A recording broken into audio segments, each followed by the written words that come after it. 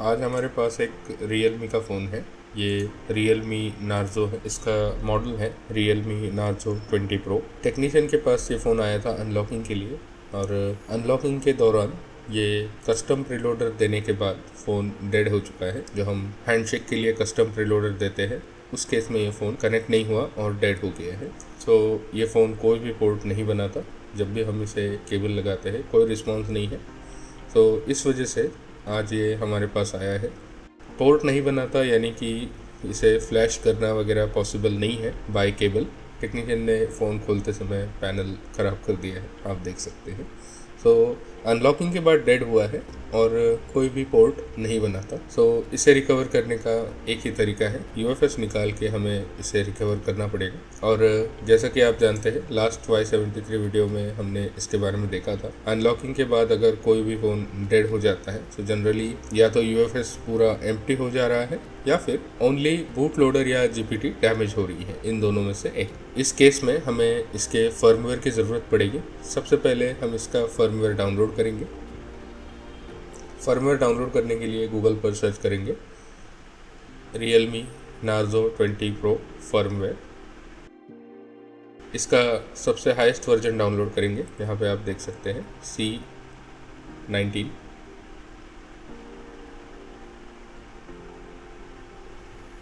देखिए downloading start हो चुकी है। इसे थोड़ा फास्ट फॉरवर्ड करेंगे क्योंकि डाउनलोड होने में टाइम लगेगा। तो फर्मवेयर डाउनलोड हो चुका है, इसे एक्सट्रैक्ट कर लेते हैं।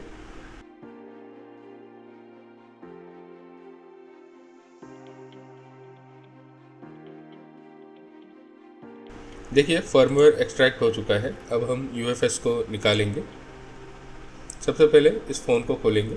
टेक्नीशियन ने ऑलरेडी खोल करके ट्राई किया था, उसे लगा इसमें MMC है, बट चेक करने के बाद उसे पता चला कि ये UFS है। सो ज़्यादातर टेक्नीशियंस के पास आज भी UFS सॉकेट्स नहीं है, जिस वजह से ऐसे फ़ोन्स का जो भी सर्विस रिपेयर वर्क है वो हो नहीं पाता है। तो इन फ़ोन्स को ट्रीट करने के लिए आपके पास एटलीस्ट UFS बॉक्स या UFS सपोर्टेड कुछ तो होना चाहिए। UFS सपोर्ट कोई टूल होना चाहिए।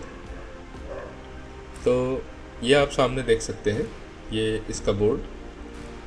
एक बार इसके CPU और UFS को देख लीजिए। इसे थोड़ा साफ़ कर लेते हैं।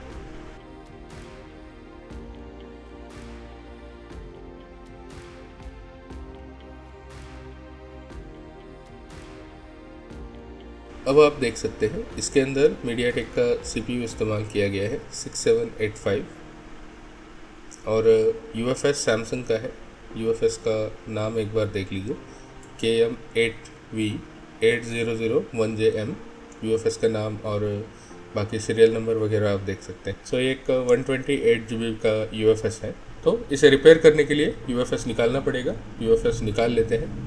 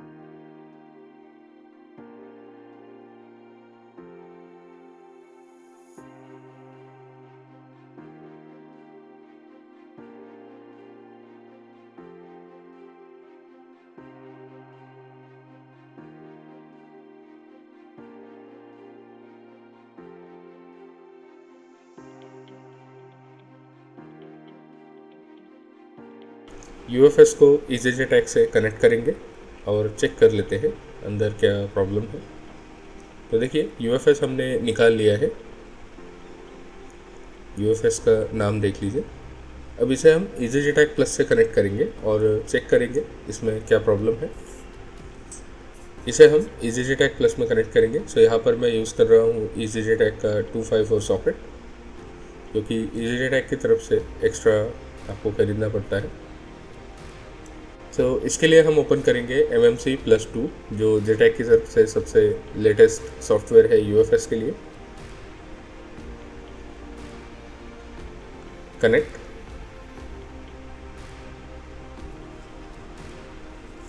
देखिए UFS कनेक्ट हो चुका है।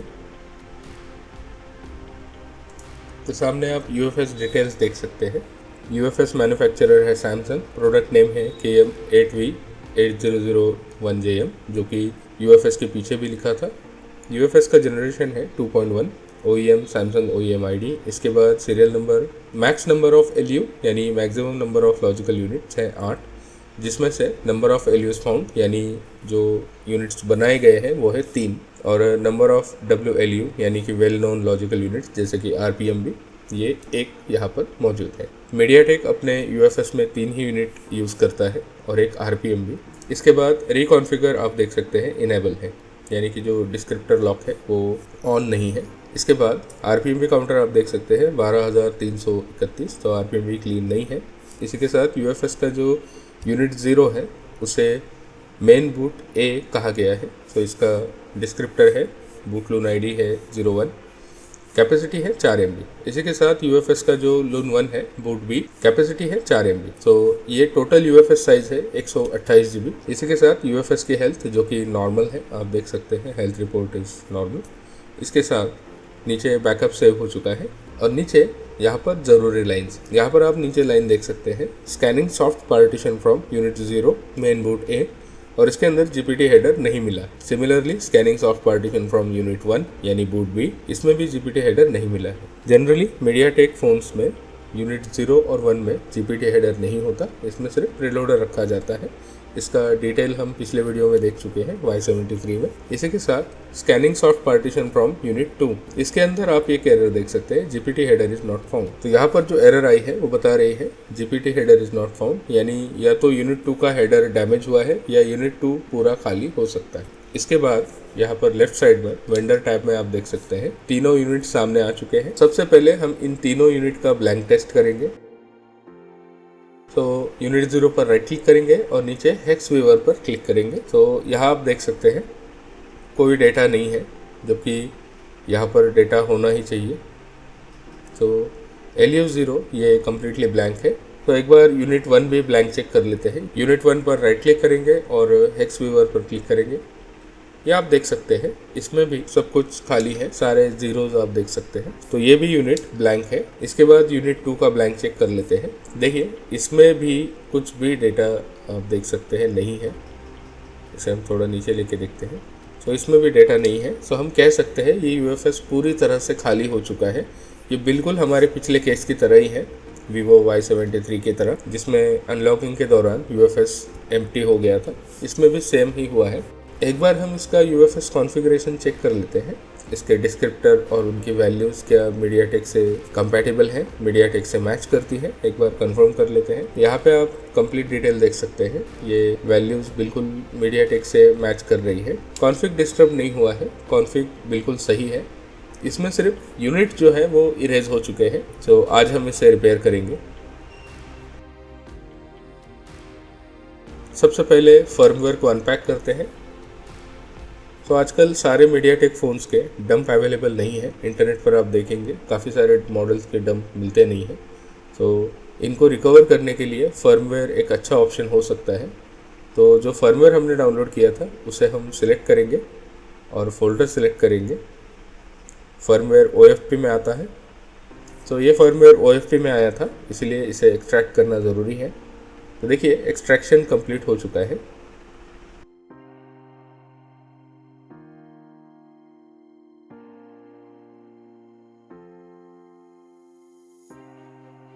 एक बार हम फर्मवेयर चेक कर लेते हैं, फर्मवेयर एक्सट्रैक्ट हुआ या नहीं। तो यहाँ पे देखिए स्कैटर बन चुका है, फर्मवेयर एक्सट्रैक्ट हो चुका है। सो फ्लैशिंग के लिए हमारा ऑलमोस्ट काम कंप्लीट हो चुका है। तो फ्लैशिंग के लिए हमारी तैयारी पूरी हो चुकी है। हमारे पास स्कैटर और पार्टीशंस आ चुके हैं। चलिए फर्मवेयर को राइट करते हैं। अगर डंप अवेलेबल ना हो तो फर्मवेयर राइट करके भी हम फ़ोन को ऑन कर सकते हैं, बट प्रॉब्लम ये है EasyJtag प्लस के अंदर अभी तक MediaTek फ्लैशिंग का ऑप्शन नहीं दिया गया है। आने वाली अपडेट्स में ये इंक्लूड किया जाएगा, बट अभी यह ऑप्शन अवेलेबल नहीं है। इसके लिए मैंने एक टूल डिज़ाइन किया है जिसमें हम MediaTek फर्मवेयर को कन्वर्ट कर देंगे XML फॉर्मेट में, यानी कि Qualcomm के फॉर्मेट में। सबसे पहले कन्वर्टर को एक्सट्रैक्ट करेंगे, इसे ओपन करेंगे। ओपन करते ही सामने एक एग्रीमेंट आएगा जिसमें GPT राइटिंग के रिगार्डिंग कुछ चीज़ें लिखी गई है। इनको पढ़ के ही एग्री करें। एग्री करने के बाद सामने यहाँ पे एक बटन है लोड स्कैटर फाइल, यहाँ पर क्लिक करेंगे। अब इसे स्कैटर दे देंगे, स्कैटर सिलेक्ट करेंगे। तो डेस्कटॉप पर हमने फर्मवेयर एक्सट्रैक्ट किया था, स्कैटर को लोड करेंगे। ये आप सामने देख सकते हैं स्कैटर लोड हो चुका है। इसी के साथ इसके अंदर मैंने प्रीलोडर पार्सर भी इंक्लूड किया है, यानी जैसे आप फर्मवेयर लोड करेंगे इस फर्मवेयर के रिगार्डिंग जो भी मेमोरी सपोर्ट है वो यहाँ पर आ जाती है। यानी कि फ्लैशिंग से पहले आप कंफर्म कर सकते हैं क्या आपकी UFS का नाम इसमें है। अगर नाम इसमें है तो ही फ्लैशिंग कंटिन्यू करें, क्योंकि कभी गलत फर्मवेयर अगर आप डाउनलोड करते हैं तो ये वेरीफाई किया जा सकता है। फ्लैश करने से पहले इसमें से UFS का नाम कंफर्म ज़रूर कर लें। तो देखिए हमारे UFS का नाम है KM8V8001JM और यहाँ पर ये नाम आप यहाँ देख सकते हैं KM8V8001JM। तो नाम मैच कर रहा है, यानी ये फर्मवेयर हमारे फ़ोन के हिसाब से कंपैटिबल है। देखिए प्रीलोडर को पार्स करने के बाद जो भी UFS के नाम है ये फर्मवेयर में एक टेक्स्ट फाइल में सेव हो जाएंगे, प्रीलोडर एनालिसिस, जहाँ पर आप इन नाम को दोबारा भी एनालाइज कर सकते हैं।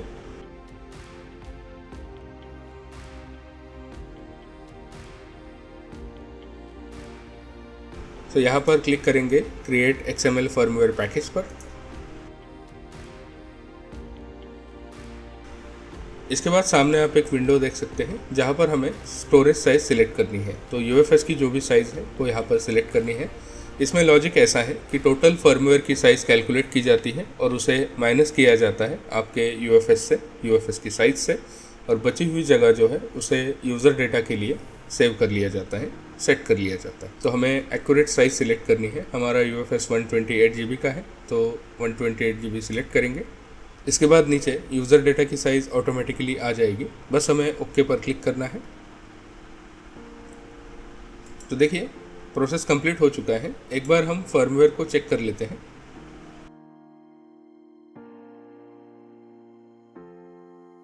तो इसके लिए आएंगे फर्मवेयर फोल्डर में।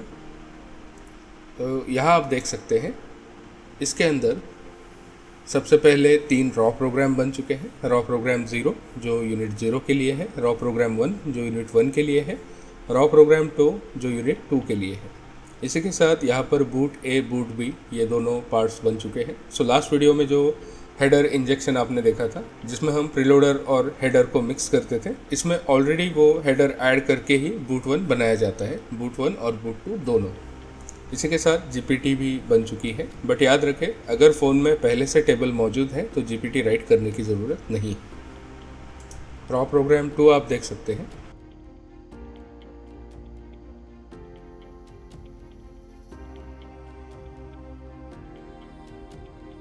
रॉ प्रोग्राम 0,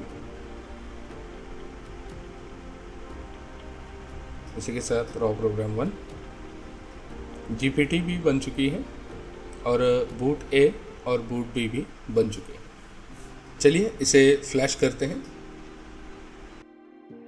सबसे पहले कनेक्ट पर क्लिक करेंगे।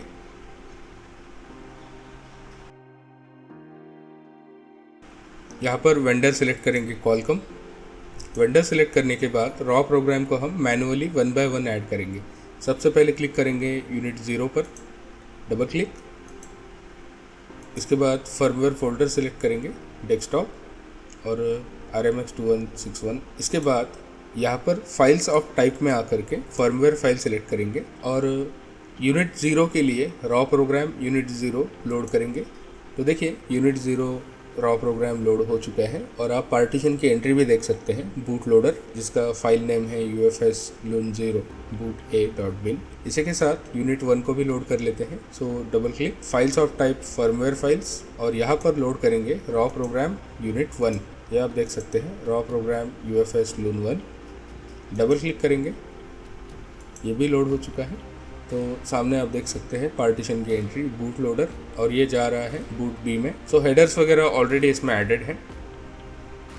इसके बाद लोड करेंगे unit 2, files of type firmware files, यहाँ पर रॉ प्रोग्राम 2 UFS-2 इसे सिलेक्ट करेंगे।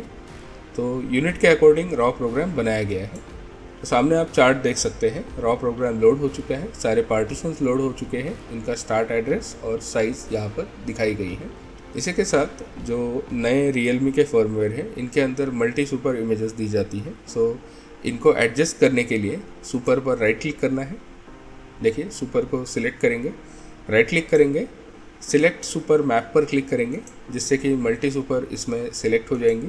तो यहाँ पर आप मैप फाइल देख सकते हैं, सुपर मैप CSV। इसे लोड करते ही मल्टी सुपर ये लोड कर लेगा। तो यहाँ पे रीजन सिलेक्ट करेंगे इन। तो देखिए, सुपर के आगे मल्टीपल फाइल्स आ चुका है। रॉ प्रोग्राम हमारे तीनों लोड हो चुके हैं और सुपर भी हमने लोड कर लिया है। अब हम राइट पर क्लिक करेंगे। राइट पर क्लिक करने के बाद आप देख सकते हैं पार्टीशंस बराबर अपनी जगह पर राइट किए जा रहे हैं। सो ये बिल्कुल फ्लैशिंग प्रोसेस जैसा ही हुआ, बस वेंडर चेंज हुआ है, बट पार्टीशन अपनी ही जगह जाएंगे, जो कि एक नॉर्मल फ्लैशिंग प्रोसेस में होता है। सो ये कम्प्लीटली सेफ है। बस एक बात याद रखें, अगर पार्टीशन टेबल पहले से बना है तो आपको GPT राइट करने की ज़रूरत नहीं है। अगर आपको डाउट है GPT गलत है या GPT डैमेज है, उसी कंडीशन में आप GPT को राइट करेंगे। और अगर आपके पास ओरिजिनल GPT हेडर है तो रिकमेंडेड है आप ओरिजिनल GPT हेडर यूज़ करें, जो कि डंप में मिल जाएगा या फिर सेम फ़ोन से भी रीड किया जा सकता है, डिपेंड्स। इस टूल में जो GPT हेडर है वो एक्सपेरिमेंटल है, अंडर टेस्ट है। सो इसे यूज़ करना है तो रिस्पॉन्सिबली यूज़ करें।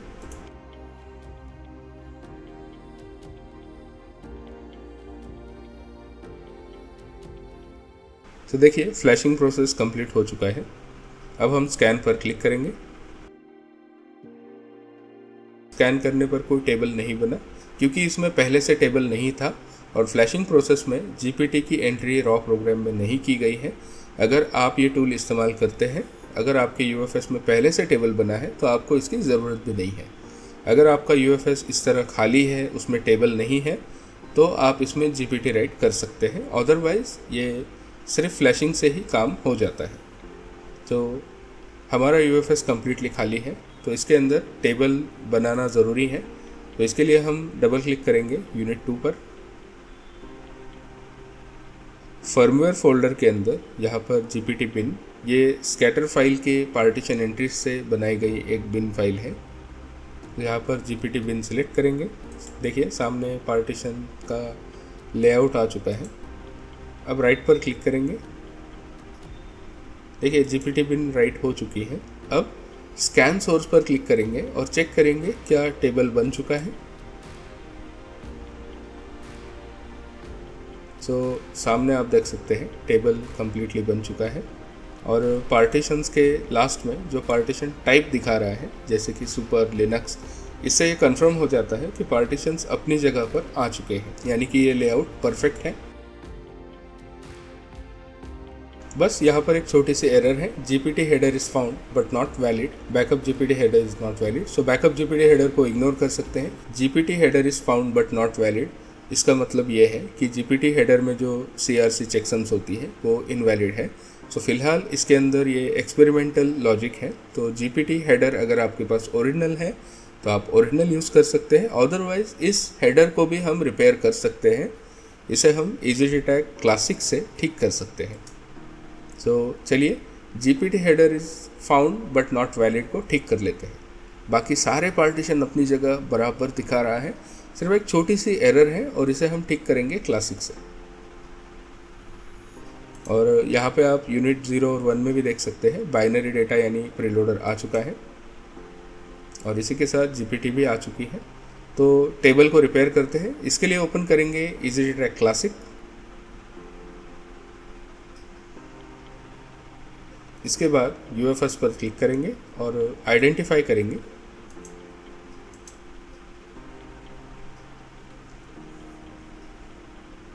देखिए UFS डिटेक्ट हो चुका है। इसी के साथ नीचे आप फर्मवेयर इंफॉर्मेशन देख सकते हैं। फर्मवेयर बराबर अपनी जगह पर राइट हुआ है, जिस कारण आप इंफॉर्मेशन वगैरह परफेक्ट देख सकते हैं।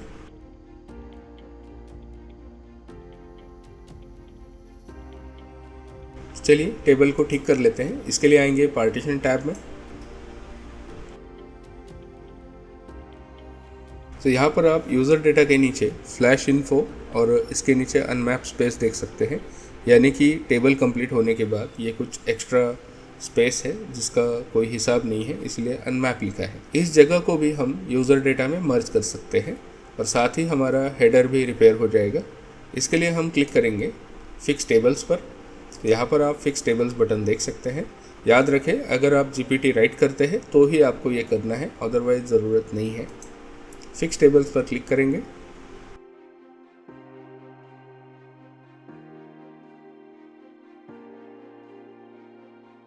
सामने आप एक मैसेज देख सकते हैं, there is empty disk space after last partition, do you want to grow user data partition length to fit it in current disk. यानी कि जो इसका पार्टीशन टेबल है, इसके बाहर कुछ अनमैप जगह है।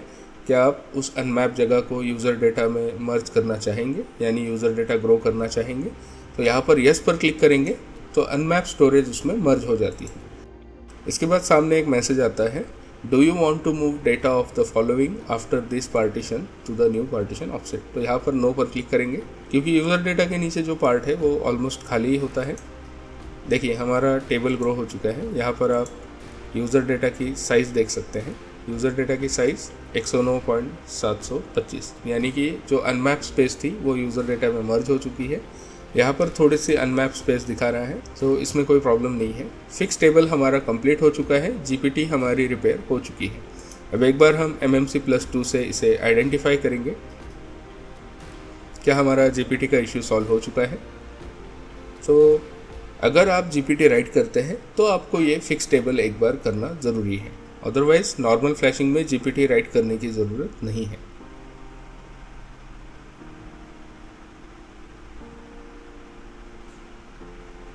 तो कनेक्ट पर क्लिक करेंगे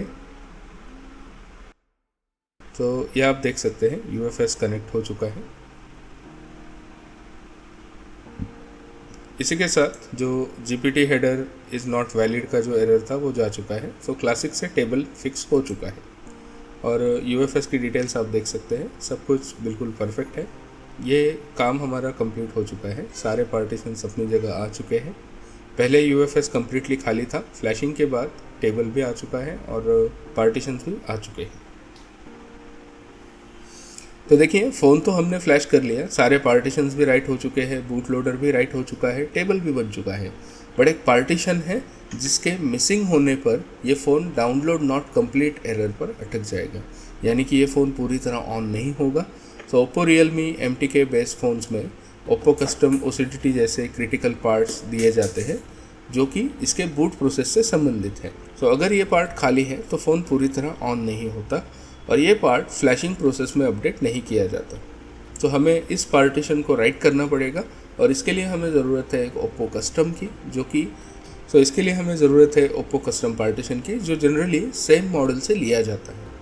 तो इसके लिए हम ओप्पो कस्टम डाउनलोड करेंगे। ओप्पो Realme के लिए ओप्पो कस्टम या क्रिटिकल पार्ट डाउनलोड करने का सबसे बड़ा सोर्स है CM2 support. Generally CM2 support पर हमें बहुत सारी क्रिटिकल फाइल्स मिल जाती हैं। इसका भी ओप्पो कस्टम हमें मिल जाएगा। तो यहाँ पर सर्च करेंगे RMX2161, एंटर करेंगे तो सामने आप देख सकते हैं ये सारे इस फ़ोन के सिक्योरिटी बैकअप्स हैं। जनरली फ़ोन आइडेंटिफाई होने पर क्रिटिकल पार्ट्स को इनके सपोर्ट एरिया में अपलोड कर देता है और ये पार्ट हमें काम आते हैं ऐसे क्रिटिकल प्रोसीजर्स में। तो देखिए इसके अंदर ओप्पो कस्टम फाइल आप देख सकते हैं। इसे एक्सट्रैक्ट करेंगे डेस्कटॉप पर। अब MMC प्लस टूल में आएंगे और ओप्पो कस्टम को राइट कर देंगे। तो desktop Oppo custom dot bin और यहाँ पर क्लिक करेंगे राइट। तो देखिए ओप्पो कस्टम भी राइट हो चुका है। अब हमारा काम कंप्लीट हो चुका है। एक बार स्कैन कर लेते हैं।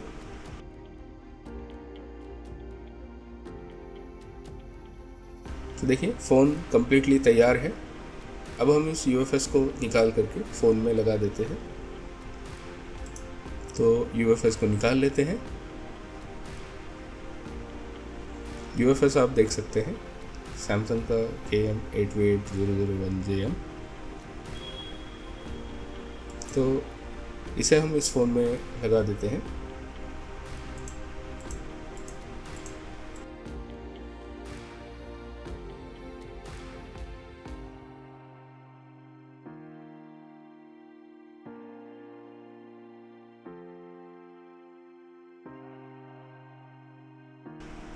तो देखिए UFS हमने इसमें बिठा दिया है।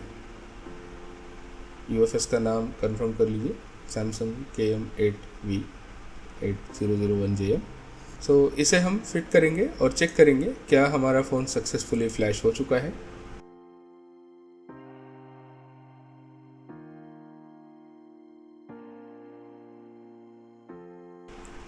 तो पावर स्विच प्रेस करेंगे।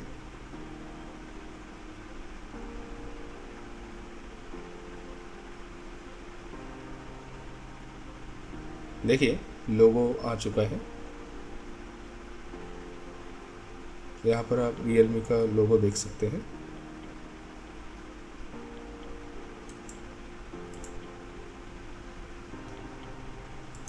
देखिए सेकंड लोगो भी आ चुका है। अब इसे पूरी तरह बूट होने में थोड़ा समय लगेगा, सो इसे थोड़ा सा फॉरवर्ड कर देते हैं।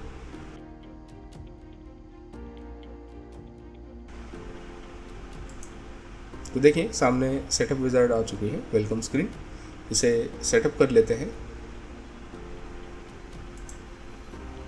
देखिए सेटअप कंप्लीट हो चुका है।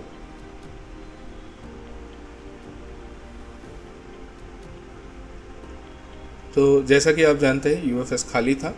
फ्लैश करने के बाद इसमें डिफ़ॉल्ट सारे पार्ट आ चुके हैं, बट नेटवर्क के जो पार्ट है, क्रिटिकल सिक्योरिटी पार्ट्स, ये इसमें नहीं होने के कारण इसमें नेटवर्क नहीं आएगा। बट बाकी डिटेल्स एक बार देख लीजिए। सो अबाउट फ़ोन,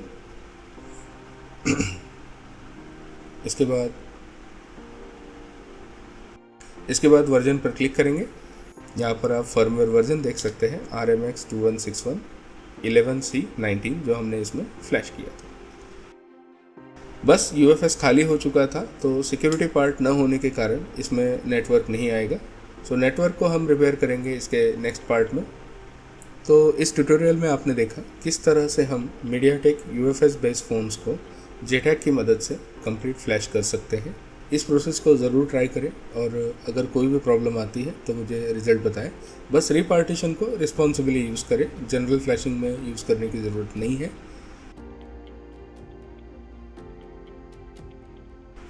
चलिए मिलते हैं नेक्स्ट वीडियो में।